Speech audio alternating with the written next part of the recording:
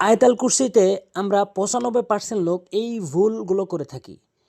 এই ভুলগুলো মারাত্মক লেভেলের ভুল, যার মাধ্যমে অর্থ চেঞ্জ হয়ে যায় এবং আপনার তেলাওয়াতকে এরকম করে যদি আপনি তেলাওয়াত করেন তাহলে আপনার তেলাওয়াতকে অশুদ্ধ তেলাওয়াত বলে। তো আসুন আমরা শুদ্ধ করে শিখতে ভিডিওর শুরু থেকে নিয়ে শেষ পর্যন্ত দেখি, তাহলে আমরা বুঝতে পারবো যে আমাদের মারাত্মক লেভেলের ভুলগুলো কোথায় এবং কিভাবে, এবং এইগুলা ভুলের মাধ্যমে আমরা সঠিক নিয়ম শিখে আমরা কোরআনে শুদ্ধ করে তেলাওয়াত করতে পারবো। আমরা কোরআনের সঠিকভাবে প্রয়োগ করে শুদ্ধ করে তেলাওয়াত করতে পারবো ইনশাআল্লাহ। তো আসুন আমি শুরু করছি। আমি তেলাওয়াত করব এবং তেলাওয়াতের মাঝখানে আমি ভুলগুলো বলে দেব এবং এর সঠিক নিয়ম কি সেটিও বলবো। অবশ্যই মনোযোগ সহকারে দেখবেন। আউযু বিল্লাহি মিনাশ শাইতানির রাজিম। বিসমিল্লাহির রহমানির রহিম।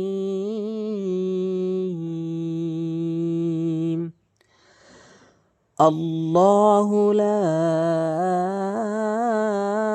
ইলাহা ইল্লা হুয়াল হাইয়ুল কাইয়্যুম।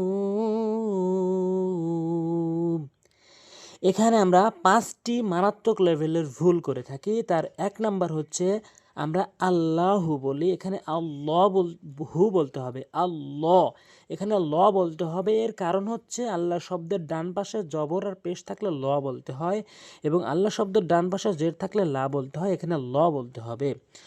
আল্লাহু লা, এখানে ৩ আলিফ করে টানবো। উপরে এরকম চিহ্ন দেখলে অবশ্যই ৩ আলিফ করে টানবেন। এবং এখানে একটি নিয়ম শিখছেন আপনি, নিয়ম শিখছেন। এই নিয়মটি কোরআনের যত জায়গায় আসবে তত জায়গায় আপনি বুঝতে পারবেন, সেই অনুযায়ী শুদ্ধ করে তেলাওয়াত করতে পারবেন। ইলাহা ইলাহা, এখানে লাম অবশ্যই ১ আলিফ টানবেন। খাড়া জবর খাড়া আছে উল্টো পেশ দেখা মাত্র ১ আলিফ করে টেনে পড়তে হবে। আল্লাহু লা ইলাহা ইল্লা হুয়াল হাইয়ুল কাইয়্যুম। এখানে ২টি মারাত্মক লেভেলের ভুল করে, হাইয়ুল কাইয়্যুম বলে। এখানে হাইয়ুল বড় হা হলকের মাঝখান থেকে, এবং এখানে কফ জিব্বার গোড়া উপরে তালু থেকে, কাইয়্যুম, এবং ইয়া ওয়াও দিয়ে ১ আলিফ টানবেন, অক্ফ করলে ৩ আলিফ টানবেন। এই অনুযায়ী মুখস্থ করে ফেলবেন। আল হাইয়ুল কাইয়্যুম লা তাখুযুহু সিনাতুন ওয়ালা নাওম লাহু মা ফিস সামাওয়াতি ওয়া মা ফিল আরদ। এখানে ৩টি ভুল। একটি হচ্ছে অধিকাংশ লোক লাহু মাফি, এখানে হু টেনে পড়ে না, হু ১ আলিফ টেনে পড়তে হবে খাড়া জবর খাড়া আছে উল্টো পেশ হওয়ার কারণে। এখানে মা জবরের বাম পাশে হওয়ার কারণে ১ আলিফ, জমরের বাম পাশে খালি লিফ থাকার কারণে ১ আলিফ টেনে পড়তে হবে।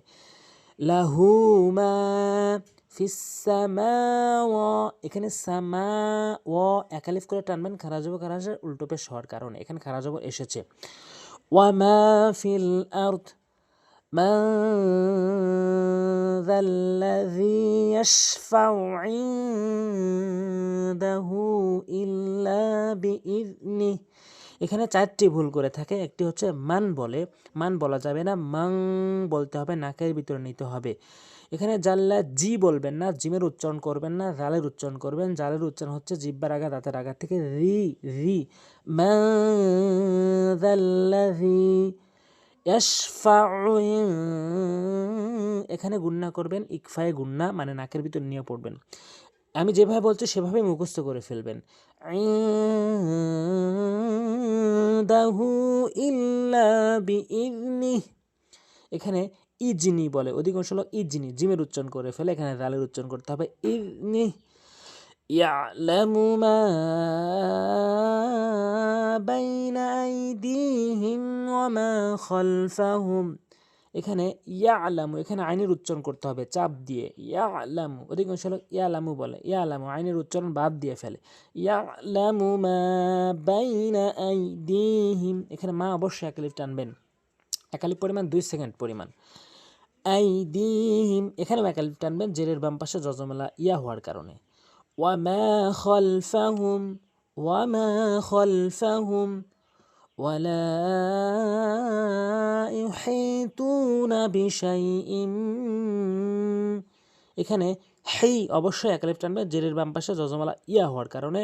আর এখানে ইম গুন্না করবেন, মিমে বা নুনে তাসদিদ আরেকটি নিয়ম রয়েছে, এখানে গুন্না করবেন ইম এভাবে। এরপরে মিন, এখানে গুন্না করবেন না, নুন সাকিনের পর আইন আসছে সেজন্য এখানে গুন্না করা যাবে না, বলতে হবে মিন ইলমিহি ইল্লা বিমা শা। এখানে অবশ্যই 4 আলিফ টানবেন, এরকম মোটা চিহ্ন যেখানে দেখবেন সেখানে 4 আলিফ করে টানবেন। ওয়াসিআ কুরসিয়ুহুস সামাওয়াতি ওয়াল আরদ, এখানে মিম এবং ওয়াও অবশ্যই এক আলিফ টানবেন খারা জবর হওয়ার কারণে। ওয়ালা ইয়াউদুহু হিফযুহুমা ওয়া হুয়াল আলিয়্যুল আযীম। এখানে এক আলিফ টানবেন, এখানে যে ভুলটি সেটা হচ্ছে অধিকাংশ লোক হিফজুহুমা জিমের উচ্চারণ করে ফেলে র উচ্চারণ করতে হবে হিফজুহুমা। এখানে আলিয়ুল আইনের উচ্চারণ করতে হবে, হামজার উচ্চারণ করা যাবে না। এখানে আযীম আইনের উচ্চারণ করতে হবে এবং জর উচ্চারণ হিসাবে এক আলিফ টানতে হবে এবং ওয়াকফ করলে 3 আলিফ টানতে হবে।